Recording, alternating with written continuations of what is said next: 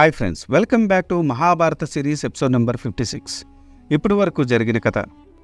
ధర్మరాజు నారద మహర్షి మరియు ఇంద్రుడి సలహా మేరకు తీర్థయాత్రలు చేస్తున్నారు. ఆ యాత్రలో భాగంగా రోమస మహానుడు అగస్త్యుని వృత్తాంతాన్ని మరియు భగీరథుడు గంగాదేవి అవతరణాన్ని గురించి వివరించారు. ఎవరికైనా ఇంట్రెస్ట్ ఉంటే మీరు ఆ వీడియోను కూడా చూడొచ్చు.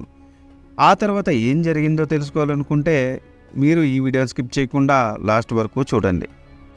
రోజు గంగా, నంద, అపరనంద నదుల్లో స్నానం చేశాడు. తర్వాత వారు హేమకూట పర్వతం చేరుకున్నారు. అక్కడ రాళ్ళ నుండి అగ్ని పుడుతూ ఉంది. ఆ అగ్నికి మేఘాలు ఆకర్షితులవుతున్నాయి. తర్వాత వారు విశ్వామిత్రుని ఆశ్రమం చేరుకున్నారు. అక్కడికి దగ్గరలో ఉన్న ఋష్యశృంగిని సరోవరము చూచారు. దానిని గురించి రోమశనుడు ధర్మరాజుతో ఇలా చెప్పసాగాడు. ధర్మజ, కశ్యపుని కుమారుడు విభాంగుడు. అతను ఒకరోజు చెరువులో స్నానం చేస్తున్నాడు. ఆ సమయంలో అతని దేవకాంత దూరసి కనిపించింది. అతనికి మదన వికారం కలిగింది. అతని రేతస్సు ఆ సరస్సులో పడిపోయింది. అతని రేతస్సు కలిగిన నీటిని ఒక దుప్పి తాగింది. గర్భం ధరించింది. ఆ దుప్పికి ఋష్యశృంగుడు జన్మించాడు. అతనికి తన తండ్రి అడవి తప్ప వేరే ప్రపంచం తెలియదు. అలా పెరుగుతున్నాడు.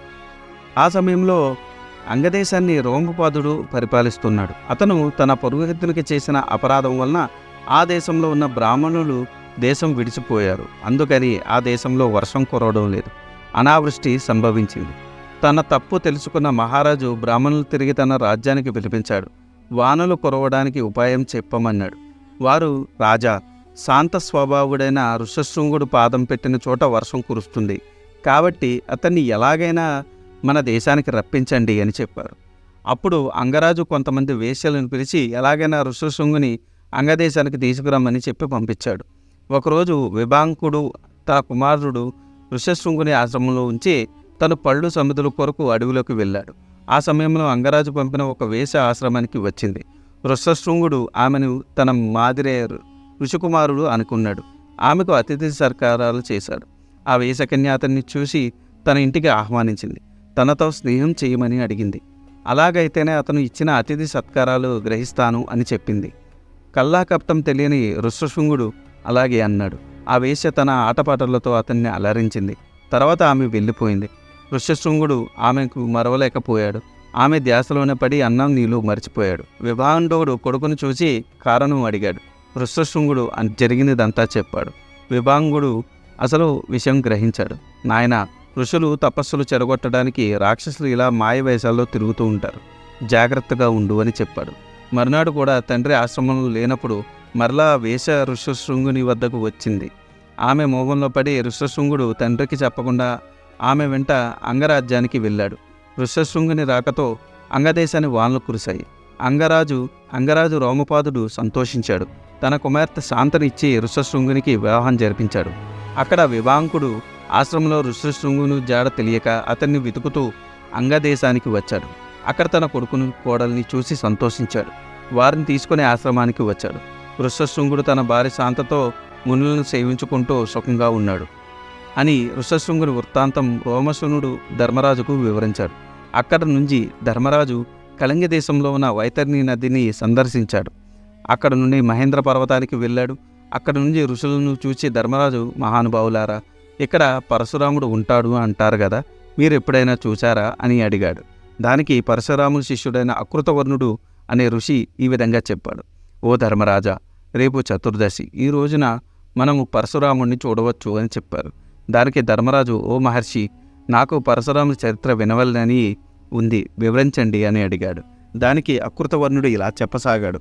పూర్వకాలంలో కన్యకుబ్జ నగరాన్ని గాది అనే రాజు పరిపాలించేవాడు. అతని కూతురు సత్యవతి. ఆమెను వివాహం ఆడాలని భృగు మహర్షి కొడుకు రుచీకుడు గాదిరాజు వద్దకు వచ్చి కూతురు ఇమ్మని అడిగాడు. దానికి గాదిరాజు, మహాత్మా, ఒక చెవి నల్లగా మిగిలిన దేహం తెల్లగా ఉండే 1000 గుర్రాలను కానుకగా ఇచ్చిన నా కూతురిని వివాహం చేసుకోవచ్చు అని అన్నాడు. అలాగే అని రుచీకుడు వర్ణుడిది ప్రార్థించాడు. అప్పుడు గంగానదిలో నుండి అలాంటి 1000 గుర్రాలు పుట్టాయి. అందుకని గంగానదికి అశ్వతీర్థము అని పేరు కూడా వచ్చింది.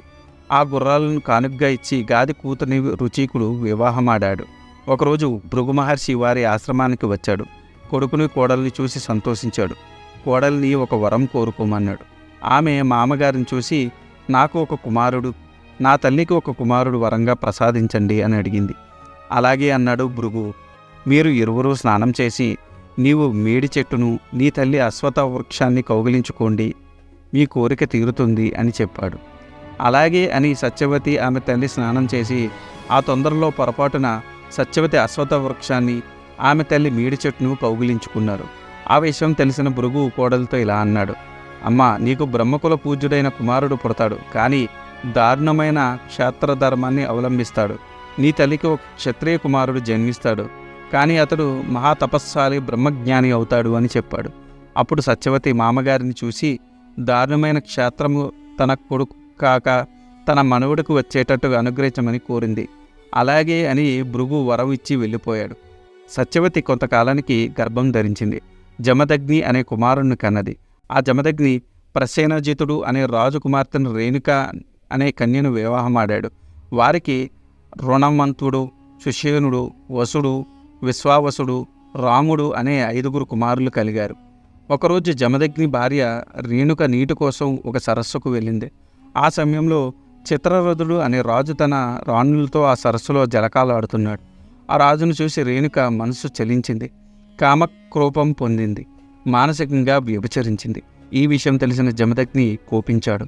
తన భార్యని చంపమని వరుసగా తన 4 కొడుకులను ఆదేశించాడు. వారు తల్లిని చంపడం మహాపాతకము అని ఒప్పుకోలేదు. దానికి కోపించి వారిని అడవిలో మృగములుగా తిరగమని శపించాడు. 5వ కుమారుడైన రాముని చూసి జమదగ్ని తన భార్య రేణుకుని చంపమన్నాడు. రాముడు మారు చెప్పకుండా తన చేతిలో ఉన్న గొడ్డలతో తన తల్లిని రేణుకుని తల నరికాడు. జమదగ్ని రాముడు చేసిన పనికి సంతోషించాడు. నా మాట నెరవేర్చావు, నీకు ఏం వరం కావాలో కోరుకో అన్నాడు. దానికి రాముడు, తండ్రి, ముందు నా తల్లిని బతికించండి, తర్వాత నా అన్నలను శాప విముక్తులు గావించండి, నాకు అమితమైన బలం ప్రసాదించండి, యుద్ధంలో నాకు ఎవరూ ఎదురు నిలవకూడదు, నాకు దీర్ఘాయుషు ప్రసాదించండి అని కోరాడు. జమదగ్ని సంతోషించి రామునికి అతను కోరిన వరాలన్నింటినీ అనుగ్రహించాడు. ఆ తర్వాత కొంతకాలానికి కార్తవీర్యార్జునుడు అనే రాజు సహస్రబాహుగా ప్రసిద్ధికెక్కాడు. అతడు ఒకనాడు వేటాడుతూ అలసిపోయి జమదగ్ని ఆశ్రమానికి వచ్చాడు. జమదగ్ని అతనికి అన్ని సపర్యాలు చేశాడు.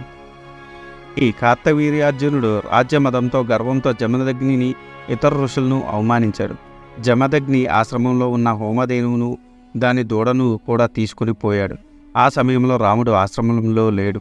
రాముడు ఆశ్రమానికి రాగానే జరిగినదంతా జమదగ్ని రామునికి చెప్పాడు. రామునికి కోపం వచ్చింది. కార్తవీర్యార్జుని వెంటాడి అతని సైన్యాన్ని ఓడించి అతన్ని వధించాడు. కార్తవీర్యుని కొడుకులు రాముని మీద పగబట్టారు. కానీ అతన్ని ఏమీ చేయలేక రాముడు ఆశ్రమంలో లేని సమయంలో ఆశ్రమానికి వచ్చి జమదగ్నిని చంపారు. ఆశ్రమాన్ని నాశనం చేశారు. ఆశ్రమంలో ఋషుల్ని నిందించారు. రాముడు ఆశ్రమానికి రాగానే భర్త శవం మీద పడి రోదిస్తున్న తల్లిని చూచాడు. జరిగింది తెలుసుకున్నాడు. నీచులైన కార్తవీర్యుని కొడుకులు అనగుడు, వితరాగుడు, కరుణాత్ముడు, ప్రశాంత చిత్తుడు అయిన నా తండ్రి బుద్ధిపూర్వకంగా చంపారు. కాబట్టి నేను దుర్జనులైన క్షత్రియులను అందరినీ చంపుతాను అని ప్రతిజ్ఞ చేశాడు. ఆ ప్రకారం భూలోకంలో ఉన్న క్షత్రియులందరినీ సంహరించి ఆ భూమిని అంతా కశ్యపునకు దానం ఇచ్చాడు. తర్వాత వైరాగి అయి మహేంద్రగిరి మీద తపస్సు చేసుకుంటున్నాడు అని పరశురాముని అనుచరుడైన అకృతవర్ణుడు ధర్మరాజుతో చెప్పాడు. ఆ తర్వాత ధర్మరాజు చతుర్దశి నాడు పరశురాముని దర్శించి అక్కడి నుంచి దక్షిణ దిశగా ప్రయాణమయ్యాడు. ఆ తర్వాత ఏం జరిగిందో తెలుసుకోవాలనుకుంటే మీరు ఖచ్చితంగా నా వీడియో కోసం వెయిట్ చేయాల్సిందే. ఈ వీడియో కనుక మీకు నచ్చితే do like, share and subscribe. Thanks for watching. జై సనాతన ధర్మం.